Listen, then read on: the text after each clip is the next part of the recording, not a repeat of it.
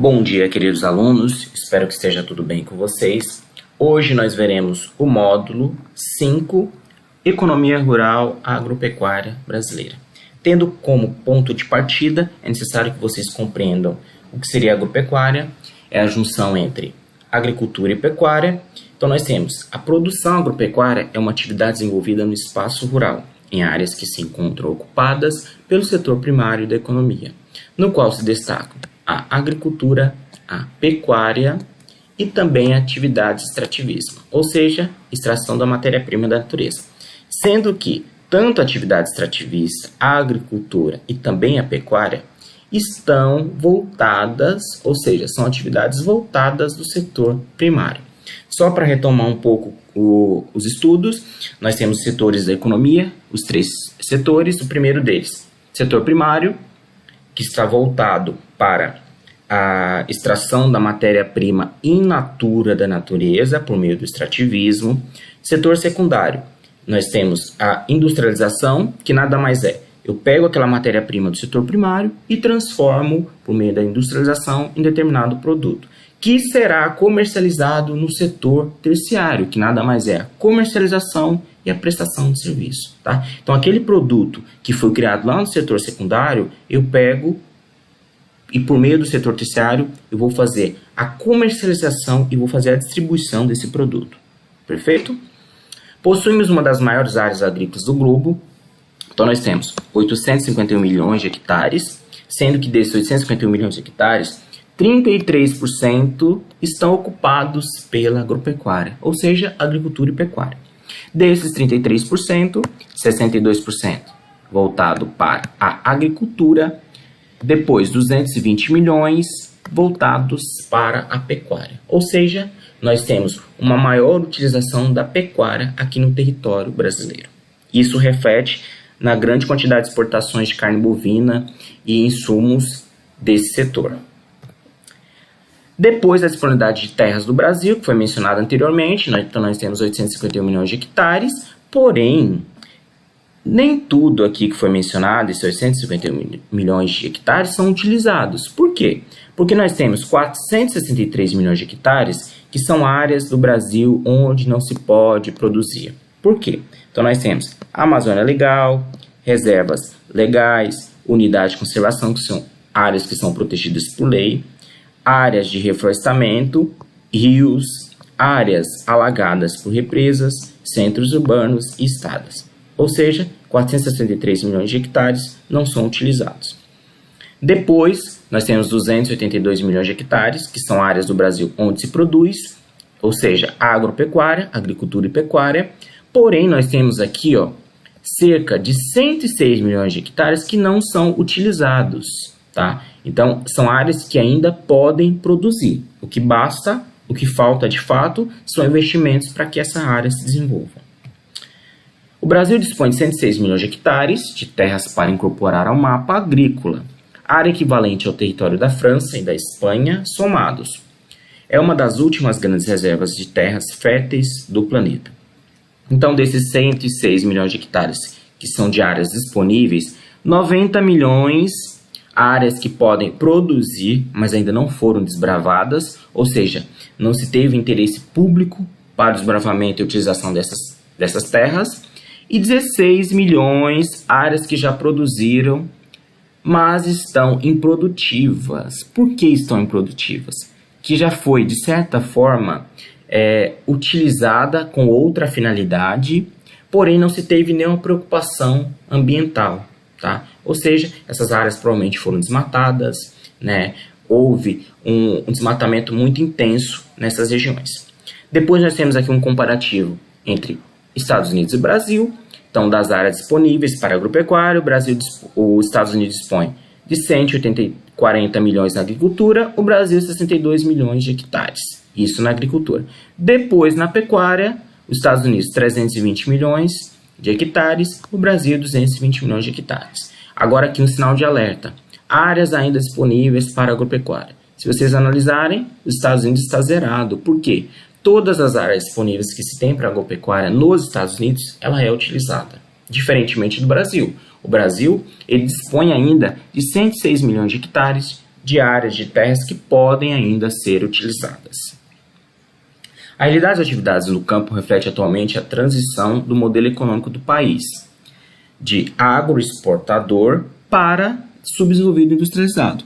Aqui nós temos uma charge que faz uma referência a esses agroexportadores, ou seja, são países que têm o principal fonte de renda, desenvolvimento econômico, ele ocorre por meio da exportação, tá? Então, exportação de verduras, de carnes, de laticínios, perfeito? À medida que a indústria se tornava o eixo principal da economia brasileira, a agricultura ficava mais dependente, subordinada à indústria. Por que ela ficava tão subordinada? Como nós sabemos, a agropecuária, ela lida com produtos ou matéria-prima in natura, ou seja, é o que alimenta o setor industrial. Então, por isso que ela se tornava tão dependente da indústria. A indústria, ela depende da matéria-prima. E de onde ela vem? Da agropecuária. Durante os anos 1960 e 1970, foi criada a Revolução Verde. Inclusive, a Revolução Verde foi mencionada no módulo anterior, tá? No qual foi implantada em países subdesenvolvidos com o objetivo de solucionar a fome no mundo. Ocorreu o desenvolvimento de pesquisas em sementes, fertilização de solo, máquinas no campo que aumentassem a produtividade. Ou seja, aqui nós tivemos diversos investimentos para solucionar a fome, pesquisas em sementes e fertilização do solo e máquinas. Ou seja, aqui as pessoas começaram a ter uma visão mais consciente, voltada para o meio ambiente, Tinha-se essa preocupação, porém, não era seguida à risca por todos os países, porém, nós tínhamos uma melhora muito grande no nível de produção, no tipo de sementes que seriam utilizadas, o maquinário ele foi modificado, então nós tivemos um avanço tecnológico muito grande nesse período, tá? Que foi de 1960 a 1970.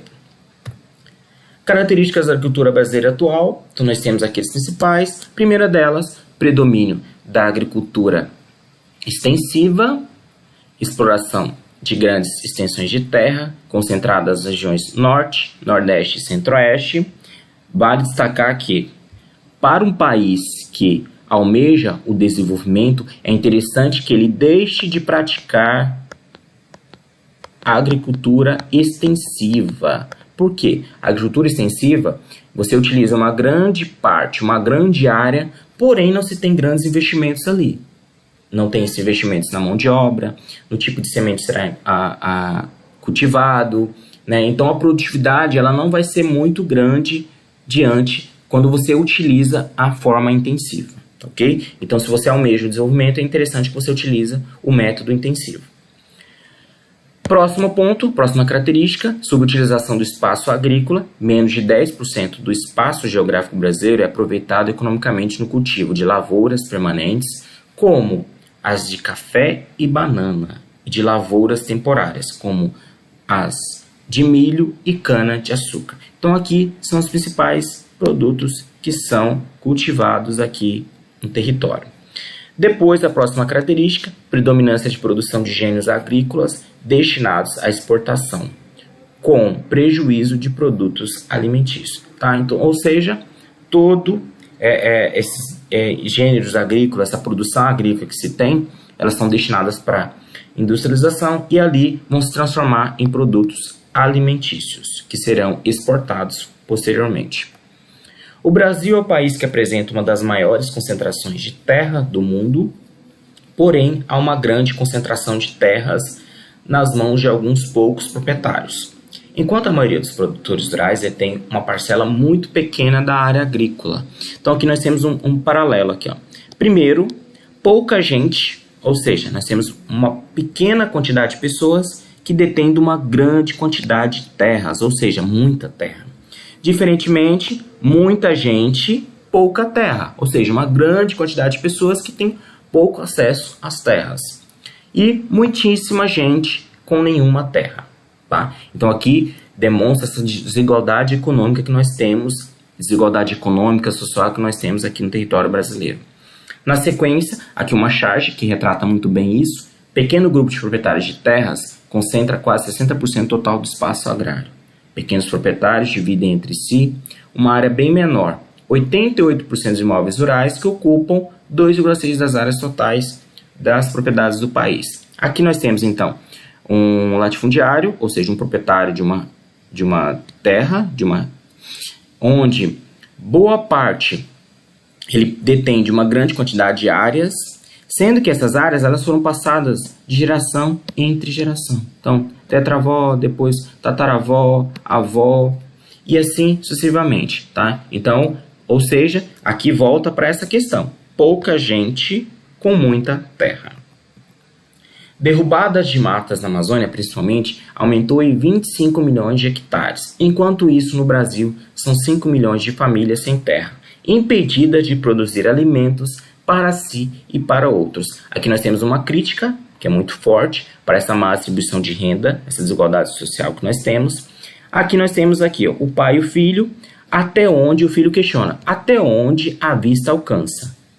Nada disso é seu, meu filho, o pai cita, tá? Ou seja, aqui nós temos uma grande quantidade de pessoas que não têm acesso a nenhum tipo de terra.